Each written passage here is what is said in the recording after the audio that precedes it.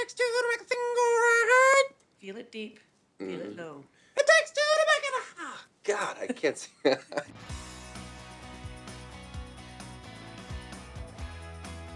Number 10, Kiss in the Rain, a Cinderella story. There's just something about the rain that makes a kiss that much more romantic. Maybe it's the way both people so badly want to be with each other that they don't care about getting soaked. Or maybe it's the symbolism of washing away all past transgressions. I'm sorry I waited for the rain. It's okay. Either way, the one from A Cinderella Story is extra special because of the payoff. Earlier in the movie, Sam compares waiting to Austen like waiting for rain in a drought. Because waiting for you is like waiting for rain in this drought. Well, wouldn't you know it, the rain has finally arrived. Everything from the direction of the scene to Jimmy Eat World in the background makes this a picture-perfect moment. So we won the big game that day. But what I remember most is I got my prince. Number 9, Gouda. She's the man. Although it's hard to imagine Channing Tatum ever being shy and uncomfortable talking to girls, this sentiment is sweet. Look, I don't know. I just always say the wrong thing. Viola, pretending to be her brother Sebastian, gives Duke some advice. It's memorable for a few reasons. We get to hear Viola's voice go up high, witness Duke's bashfulness, and behold the ridiculousness that is the whole back and forth about. Questions about what? Anything. Ask me if I like cheese. Even though the girl persona she puts on doesn't have a ton of chemistry with Duke, it's obvious the real Viola and Duke do. My favorite's Gouda. Oh, I like Gouda too. See? See what? We're flowing. We're talking about cheese. So what? Plus, the ensuing tarantula scene is peak humour. What is that? No, it touched me. It touched me. You get it. Number 8, Ryan Reynolds' singing scene. The proposal. When it comes to 2000 rom-coms, there are a few leading men who were as good at bringing both the rom and the com as Ryan Reynolds. He was at the height of his romantic and comedic powers in 2009's The Proposal with Sandra Bullock. People need to think that we are in love, so let's just... That's no problem. I can do that. I can pretend to be the doting fiance. That's easy. You know, but for you, it's going to require that you stop snacking on children while they dream. While this big end of the movie proposal is definitely a romantic high note, it's the terrible and hysterical duet that we keep coming back to. I'm not internationally known, but I'm known to rock the microphone. I get stupid. It takes two to make a thing go right. Whatever it takes to bond with your fake fiancé, right? Unfortunately for us, there's no way we can ever hear the song again without thinking of this scene. It takes two to make it. Oh, God, I can't see. Number 7, The Gloves, Serendipity. 2001's Serendipity is all about the idea of fate and the power that the smallest moments can have on our lives. Therefore, it kind of only makes sense that one of the biggest standout scenes is the movie's very first. Whoa, I'm sorry. Sorry. Fate and chance bring Jonathan Traeger and Sarah Thomas together for the first time, as they both grab for the last pair of black cashmere gloves in Bloomingdale's. These were meant to be a very special gift for someone. Yeah, we've put quite a lot of thought into those. Isn't that right? Oh, really? Who were they for? My boyfriend. Girlfriend? Her boyfriend? His girlfriend. His Her girlfriend. boyfriend. Between the well-written dialogue and soft smiles exchanged, we get a fantastic setup and a scene we always stay to watch to the end. You earned these. That was quick on your feet. Thanks, it was a team effort. Yeah, it was. It was. I don't know how to thank you. Well. Number 6, Benny and the Jets, 27 Dresses. Great song. Son. Getting song lyrics wrong is generally good for a laugh.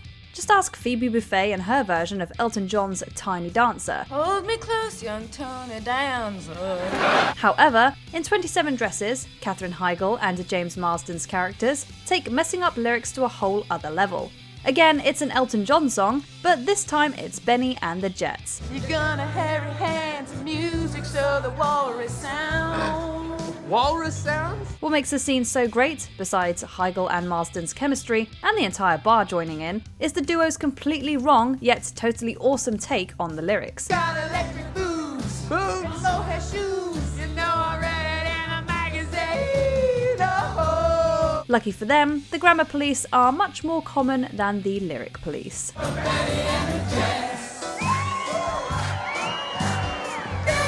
Number 5, the scene about meet cutes, the holiday.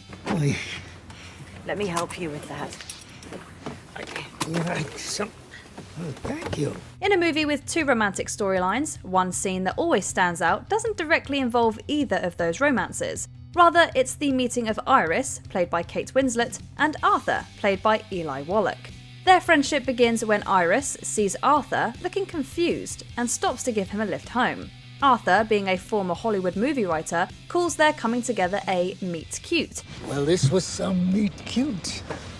Sorry? Discussing the term in a rom-com is wonderfully meta. For the true movie aficionados in the audience, the example Arthur gives is a reference to a scene from the 1938 film Bluebeard's Eighth Wife, the first scene ever referenced as a meet cute. And they both go to the same men's pajama department.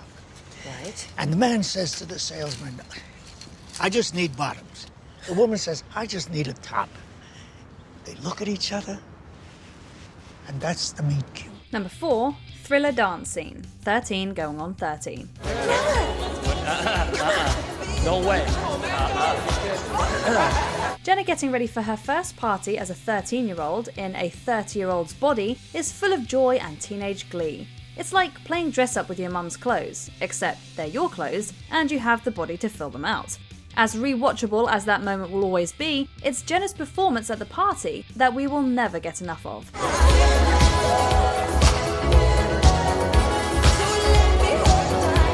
on, Maddie! All right. Surrounded by uptight, prim and proper adults, Jenna lets her inner child loose with the thriller dance. She starts off alone on the dance floor, but in a wonderful rom-com fashion, the room is eventually filled with zombie dancing partygoers.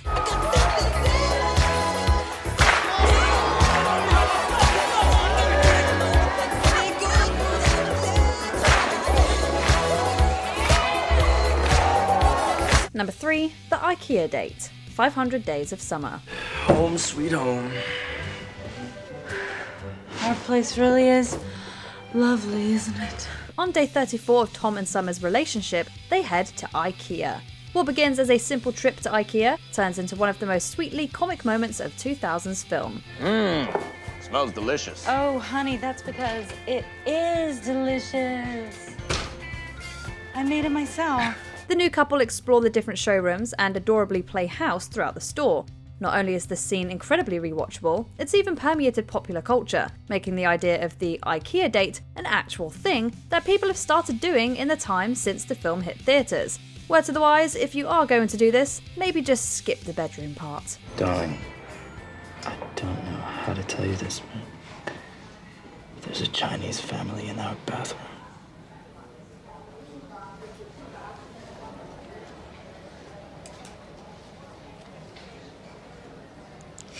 Number 2, nice boys don't kiss like that. Bridget Jones's Diary. If someone ever loves you enough to chase after you in the snow wearing tiger skin print underwear, they're probably the one.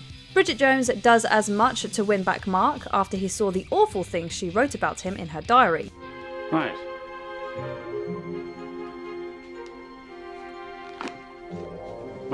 The reveal that he isn't angry with her, followed by that steamy kiss, makes us melt every time.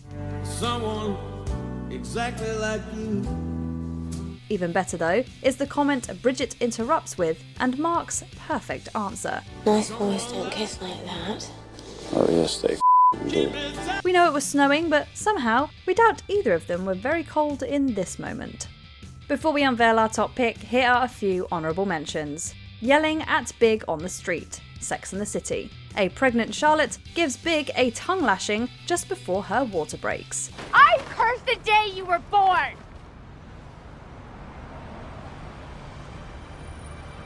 I think my water just broke. I Want to Make Babies with You, Just Friends. The confession to end all confessions. And I want to have babies with you, and I want to marry you, and I love you. Jamie, I always have. The Double Date, Knocked Up. Talk about saying the wrong thing. Isn't it weird, though, when you have a kid and all your dreams and hopes just go right out the window? What changed for you? What went out the window? Yes, no, maybe. Brown Sugar. The only thing they've ever loved more than hip-hop is each other. You're my heir. So, I don't want to be your friend no more. There's only one person who makes me feel like I can fly. Hitch. It was a great line, although we don't recommend jumping on moving cars. There's only one person that makes me feel like I can fly. That's you. Number 1, the cue cards. Love Actually. Hi. Who is it?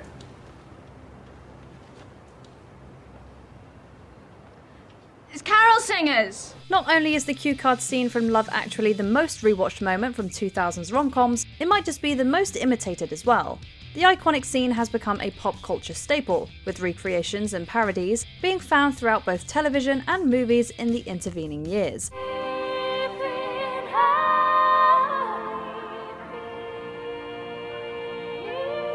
From Raj on The Big Bang Theory to Natalie in Love Hard, characters have been inspired plenty. Saturday Night Live even got in on the action a couple of times with very funny sketches.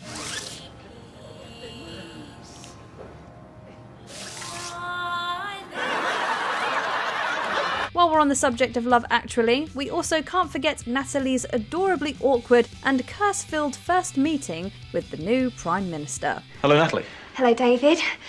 I mean, sir. Shit, I can't believe I've just said that. Which of these romantic and comedic moments could you watch over and over again? Let us know in the comments.